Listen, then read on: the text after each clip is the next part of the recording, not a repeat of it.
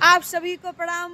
मैं जया भारत जिला संत कबीर नगर से आज कहना चाहती हूँ कि आज शहरों से लेकर के गांव तक एक ही नारा लग रहा है, बाबा साहेब का अपमान नहीं सहेगा हिंदुस्तान। तो आखिर में ऐसा क्यों नारा लग रहा है? क्यों लोगों को इतना हमदर्दी, इतना मोहब्बत और इतना दर्द हो रहा है? मैं इसके बारे में आप लोग को बताना चाहती हूँ, क्योंकि बाबा साहेब ने कहते हैं कि रोशन जो खुदा का नाम करता है, अरे मरने के बाद लोग उन्हीं को सलाम करते हैं। और तारीख याद रहती उन्हीं लोगों की जो औरों के लिए खुद को कुर्बान करते हैं। बाबा साहेब केवल अपनी शरीर में पैदा हुए थे, लेकिन पूरे समाज के शरीर में प्रवेश कर गए, क्योंकि बाबा साहेब ने वो कारनामा कर दिया। बाबा साहेब के दिल में इस समाज के लिए, इस देश के प्रति, राष्ट्र के प्रति, जन जन के, दलित, पिछड़े, आदिवासी, नारी नर सबके प्रति ऐसा मोहब्बत था कि आज बाबा साहेब को लोग अपना मसीहा और भगवान समझने लगे।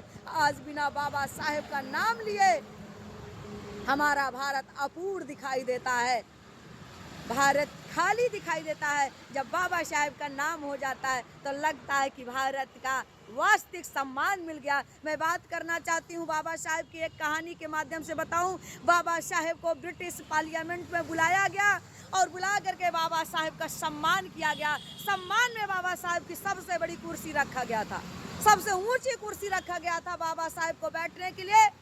और बाबा साहेब ब्रिटिश पार्लियामेंट में पहुँचे, लोगों ने सम्मान किया, स्वागत किया और ब्रिटिश सरकार ने उनका स्वागत किया। स्वागत करने के बाद उस कुर्सी पर बैठाने के लिए लोगों ने कहा, तो बाबा साहेब ने उस कुर्सी को देखा और उस कुर्सी को देख करके बाबा साहेब वापस आ गए। वापस आकर के एक छोटी सी कुर्सी जो नीचे रखी गई थी, बाबा साहेब वहाँ बैठ गए। और जब बैठ गए तो ब्रिटिश के लोगों ने, ब्रिटिश पार्लियामेंट के लोगों ने पूछा कि बाबा, आपके लिए तो बड़ी कुर्सी रखी गई थी, आपके सम्मान के लिए रखा गया था, आप भारत के भाग्य विधाता हो, आपसे पूरे दुनिया के लोग सीख ले रहे हैं। आपने दलित, पिछड़े, आदिवासी और वंचित समाज को जिस तरह से रास्ता दिखाने का काम किया, आज ब्रिटिश सरकार आपका सम्मान करना चाहती है। सम्मान करने के लिए ये कुर्सी रखा गया है। आखिर में इस कुर्सी पर आप क्यों नहीं बैठे? बाबा साहेब ने वहाँ शर्त रखा कि मैं तब तक इस कुर्सी पर नहीं बैठूंगा जब तक मेरे देश का हर व्यक्ति इस कुर्सी पर बैठने का हकदार नहीं हो जाएगा। जब तक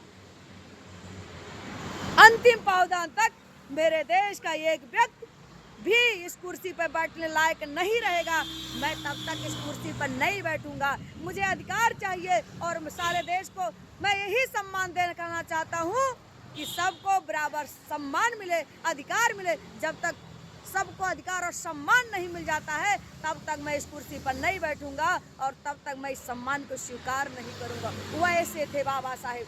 आज के लीडर होते, आज आप देख ही रहे हैं जिस जहां पहुंच लोग रहे हैं, मैं नाम नहीं लेना चाहती हूं, जिस देश में, जिस समाज में, चाहे जहां पहुंच रहे हैं, अपनी भेषा लोग बदलते जा रहे हैं। अरे अपनी भेषा मत बदलो, अपने विचार बदलो, अपने पहनावा मत बदलो, अपने व्यवहार बदलो।